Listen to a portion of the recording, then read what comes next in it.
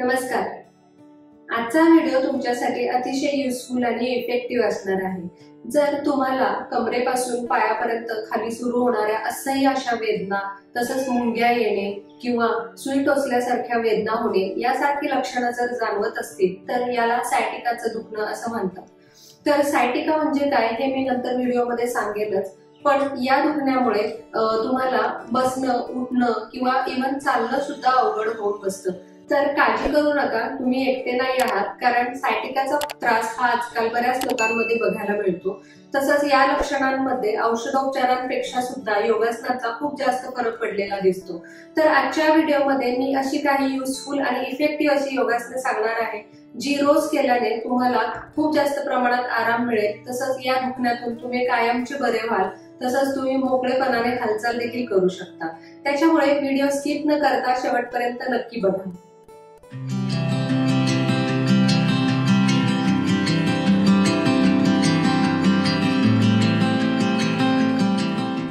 तर आता आपण बघूयात सायटिका म्हणजे नक्की काय. बऱ्याच लोकांना सायटिका म्हणजे काय हे माहित नसतं. ते फक्त डॉक्टरांकडे जाऊन लक्षणं त्यांची सांगतात आणि त्यांना समजत नाही की हा त्रास आपल्याला नक्की कशामुळे होतोय. तर सायटिका ही आपल्या शरीरामध्ये एक कमरेपासून ते खुब्यापासून ते पायापर्यंत जाणारी नस आहे की प्रत्येक पायामध्ये जाते. तर ह्या सायटिकाचं दुखणं हे प्रत्येकाला एका पायाला किंवा काही लोकांना दोन्ही पायामध्ये सुद्धा होऊ शकतं. तर काही कारणामुळे ही जर नस दबली गेली तर त्याच्यामुळे हा आजार निर्माण होतो किंवा हे दुखणं सुरू होतं. तर ही नस दबली गेल्यामुळे आपल्याला कमरेमध्ये किंवा पायामध्ये प्रचंड अशा असह्य वेदना जाणवू लागतात. तसंच बधीरपणा किंवा मुंग्या आल्यासारखं वाटू लागतं किंवा काही पेशंटमध्ये तर पाय सरळच करता येत नसल्यामुळे त्यांना लंगडत चालावं लागतं. त्यांना चालणं सुद्धा अवघड होऊन बसतं. तर या सगळ्या लक्षणांवरती योगासनं ही अतिशय जादू केल्याप्रमाणे काम करतात. हे एक्सरसाइजेस करायला अतिशय सोपे आहेत. पण मी असं सांगेन की हे तुम्ही सगळे व्यायाम जे आहेत ते अतिशय हळूवार पद्धतीने करा. कुठेही जर तुम्हाला असं वाटलं की आता हे दुखतंय जास्त किंवा काय तर तिथेच तुम्ही थांबलं तरी चालेल. चला तर मग आता सुरुवात करूया. पहिला व्यायाम आहे. याच्यामध्ये आपल्याला पाय असे पुढे घ्यायचे. तुम्हाला पाय सरळ करता येत नसेल तर तुम्ही गुडघ्यातून दुमडले तरी चालेल. त्याच्यानंतर आपल्याला एक पायाचा दुमडून आपल्या जवळ घ्यायचंय असं. त्याच्यानंतर दोन्ही पंजांना पकडून आपल्याला पाय असे एकदा वरती करायचे, एकदा खाली करायचे. असे एकदम हळूवार पद्धतीने करायचे. जर तुम्हाला दुखणं सहन होत नसेल तर खूप सावकाशपणे करा. असं श्वास घेत घेत पाय वर करायचे. त्याच्यानंतर पाय खाली करायचे. तसे पाय वर करायचे, त्याच्यानंतर पाय खाली करायचे. असं आपल्याला 10 ते 12 वेळा करायचे. हे तुम्हाला 10 ते 12 वेळेस असे तुम्ही 2 किंवा 3 चे सेट केले तरी चालतील. असे जेवढी तुमची कॅपॅसिटी असेल किंवा जेवढं तुम्हाला जर जास्त त्रास होत असेल तर 1-2 वेळेस केलं तरी चालेल. असं याच्यानंतर इथे आपल्याला 5 ते 10 सेकंद हे झाल्यानंतर 5 ते 10 सेकंद थांबायचे. असंच थांबायचंय तुम्हाला. या पायाला इथे चांगला स्ट्रेच जाणवून द्यायचा आहे, खालच्या साईडला सुद्धा. असं हे बघा. असं जर तुम्हाला हे पाय जवळ आणणं कठीण वाटत असेल तर हे पाय तुम्ही असे पुढे देखील घेऊ शकता असे. आणि त्याच्यानंतर हे पाय खाली करू शकता असे. त्याच्यानंतर तुम्हाला असं थोडंसं पुढे वाकायचंय. असं जेवढं शक्य आहे तेवढं वाकायचंय. जमिनीवर हात ठेवायचे असे. जर तुम्हाला जमिनीवर हात ठेवायला जमत नसेल तर तुम्ही एखादी उशी जरी घेतली तरी चालेल किंवा पुढे जर चेअर वगैरे असेल तर चेअरला पकडून हे असं इथे थांबायचं आपल्याला. इथे पण तुम्हाला 10 ते 12 सेकंद थांबायचे. असं याच्याने बघा तुम्हाला कमरेला लगेच ताण जाणवू लागला असेल. असं त्याच्यानंतर परत हाताच्या आधाराने तुम्हाला मागे यायचंय. त्याच्यानंतर परत पाय पुढे सरळ ठेवायचे. याच्यानंतर पुढच्या एक्सरसाइज मध्ये आपल्याला एक पाय दुमडायचा आहे. असं आपण जशी मांडी घालतो तसा आडवा करायचा आहे. एका हाताने पायाचा हा पंजा पकडायचा आहे असं. आणि दुसरा हात आपल्याला गुडघ्याच्या खाली लावायचा आहे असं. आणि हा पाय आपल्याला जेवढा आपल्या शरीराकडे ओढता येईल तेवढा ओढायचा आहे असं. इथे आपल्याला असं वाकायचं नाहीये, ताठ बसायचंय आणि जेवढा शक्य होईल तेवढा आपल्याला शरीराकडे ओढायचं आहे. जर तुम्हाला खूप दुखत असेल तर तुम्ही इथपर्यंतच केलं तरी चालेल, किंवा जेवढं तुम्हाला शक्य आहे तेवढं आपल्या जवळ ओढायचे पाय. तसं इथे बघा, तुम्हाला इथे व्यवस्थित चांगला ताण जाणू लागला असेल तर पाय आपल्याला असं आपल्या जवळ ओढायचंय. इथे आपल्याला 10 ते 12 सेकंद थांबायचे. सेम आपल्याला हे दुसऱ्या पायाला पण करायचंय. हा पाय पुढे सोडूयात. एक हात आपल्याला पायाच्या पंजाच्या खाली, एक हात गुडघ्याच्या खाली, आणि जेवढा शक्य आहे तेवढा पाय आपल्याला आपल्या जवळ ओढायचा आहे. इथे खूप चांगला स्ट्रेच जाणवेल तुम्हाला.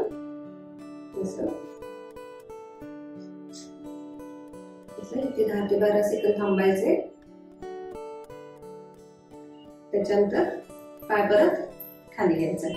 यातल्या काही एक्सरसाइज साठी आपल्याला असा टॉवेल लागणार आहे. एक टॉवेल घेऊ शकता, किंवा तुमच्याकडे ओढणी असेल तर ओढणी घेऊ शकता, किंवा तुमच्याकडे जर योगा बेल्ट असेल तर तो सुद्धा घेतला तरी चालेल. याच्यानंतर पुढच्या एक्सरसाइज साठी आपल्याला पाठीवर झोपायचंय.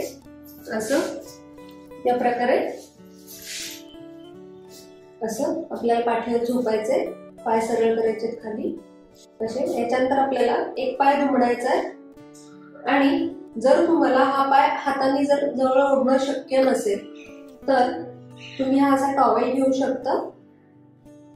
हे बघा, हा असा टॉवेल घेऊ शकता. हा टॉवेल तुम्ही पायाच्या खालून मांडीच्या खालून असा पकडू शकता. त्या टॉवेलच्या आधाराने तुम्ही हा पाय तुमच्या जवळ ओढू शकता.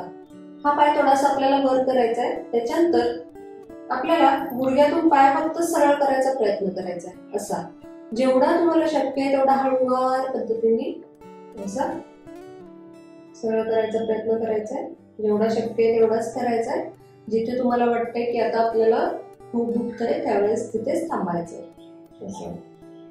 हे पण तुम्हाला 10 ते 12 वेळा असं 2 ते 3 सेट करायचे. जेवढे तुम्हाला शक्य आहे तेवढे कम्फर्टेबली करा.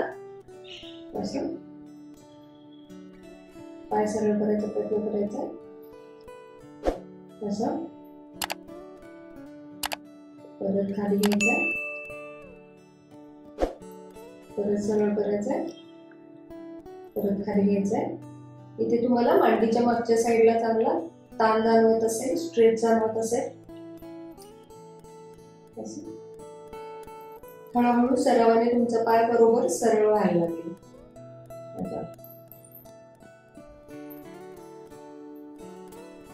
सेम तुम्हाला दुसऱ्या पायाला सुद्धा करायचंय. मी आता एकाच पायाला दाखवते. असं याच्यानंतर पुढच्या एक्सरसाइज मध्ये एक पाय आपल्याला असं दुमडायचा आहे. त्याच्यानंतर दुसरा पाय आपल्याला या पायावरती ठेवायचा आहे. असं मांडी घातल्याप्रमाणे ठेवायचा आहे हा पाय असा. त्याच्यानंतर सेम आपल्याला टॉवेल घ्यायचा आहे.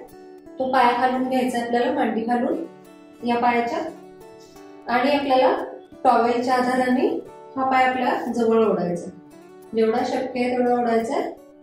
असं असं आपल्याकडे ओढायचं आहे.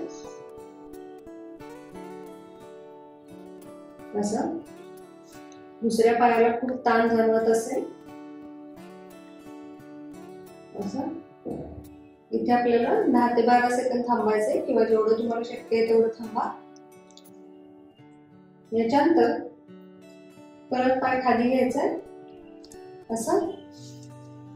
हे सेम दोन्ही पायाला करायचंय. मी आता एकाच पायाला दाखवते. परत आपल्या जवळ ओढायचंय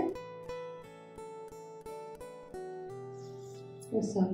याच्यानंतर पाय खाली करायचे. सेम आपल्याला दुसऱ्या पायाला करायचंय. हा पाय दुमडायचा आहे. त्याच्यानंतर हा पाय या पायावर ठेवायचा आहे असं बघा, आणि आपल्याला टॉवेल या पायाखालून घालायचा आहे, आणि आपल्याला पाय हा आपल्या जवळ ओढायचा प्रयत्न करायचा असा. जेवढा शक्य आहे तेवढा पाय तुम्हाला तुमच्या जवळ ओढायचा आहे असा. इथे बघा, तुम्हाला या बाजूला खूप चांगला ताण जाणवत असेल असं. आपल्या जवळ ओढायचा आहे. त्याच्यानंतर हळूवार पद्धतीने परत पाय खाली आणायचा असं. याच्यानंतर पुढच्या एक्सरसाइज मध्ये आपल्याला दोन्ही पायाशी गुडघ्यातून दुमडायचे. दोन्ही पायामध्ये अंतर घ्यायचंय चांगलं, आणि त्याच्यानंतर दोन्ही हात बाजूला ठेवायचे. आपल्या छातीच्या बाजूला ठेवायचे। याच्यानंतर आपल्याला फक्त पाय आपल्याला कमरेतून असे एका बाजूला एकदा वळवायचे, असे जेवढे शक्य आहे तुम्हाला तेवढे खाली वळवायचे। त्याच्यानंतर परत दुसऱ्या बाजूला वळवायचे, असे असे। हे पण आपल्याला 10 ते 12 वेळा करायचे। असं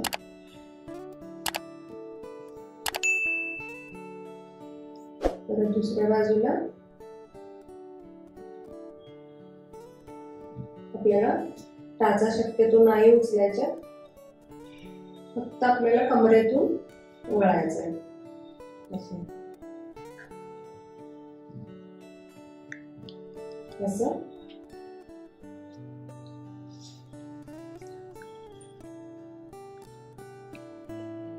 या प्रकारे त्याच्यानंतर पाय खाली घ्यायचे असे। याच्यानंतर पुढच्या एक्सरसाइज मध्ये आपल्याला हात असे बाजूला घ्यायचे छातीच्या, त्याच्यानंतर एक पाय आपल्याला समोर उचलायचा आहे आणि तो आपल्याला दुसऱ्या बाजूला घ्यायचा आहे, हा असा। याच्यामध्ये आपल्याला जो खाली पाय आहे तो स्ट्रेट ठेवायचा, तो हलवायचा नाहीये, फक्त आपल्याला ह्या पायाने कमरेतून आपल्याला फक्त इकडे वळायचंय असं। आणि आपल्याला दुसऱ्या बाजूला बघायचंय असं। इथे बघा तुम्हाला कमरेला खुब्याला खूप चांगला ताण जाणवत असेल, असं। इथे आपल्याला 10 ते 12 सेकंद थांबायचंय। इथे जेवढं तुम्हाला शक्य आहे तेवढंच पाय इकडे न्यायचंय, खूप खाली आला पाहिजे पाय असं काही नाहीये, तुम्हाला जेवढं शक्य आहे तेवढाच इकडे न्यायचंय। त्याच्यानंतर परत हा पाय बाजूला आणायचा, त्याच्यानंतर परत बघा दुसरा पाय तो आपल्याला दुसऱ्या बाजूला न्यायचा आहे, असं असं। आणि आपल्याला या बाजूला बघायचंय असं। इथे बघा खुब्यामध्ये खूप चांगला ताण जाणवत असेल तुम्हाला, याच्याने सायटिकाचे नख मोकळे व्हायला खूप चांगली मदत मिळते असं। त्याच्यानंतर परत पाय आपल्याला खाली ठेवायचे। तर ही होती काही सोपी अशी योगासनं। ही तुम्ही योगासनं रोज करा आणि बघा तुम्हाला खूप चांगला फरक पडेल। तसंच सायटिकाच्या दुखण्यातून तुम्हाला कायमचा आराम मिळून जाईल। आणि आजचा व्हिडिओ तुम्हाला कसा वाटला हे कमेंट बॉक्स मध्ये नक्की सांगा। तसंच ज्यांना सायटिकाचा त्रास होत आहे किंवा ज्यांना होऊ नये असं जर वाटत असेल तर त्यांच्यापर्यंत हा व्हिडिओ नक्की शेअर करा। आणि व्हिडिओ आवडला असेल तर लाईक करा आणि माझ्या चॅनलला सबस्क्राईब करायला अजिबात विसरू नका। थँक्यू।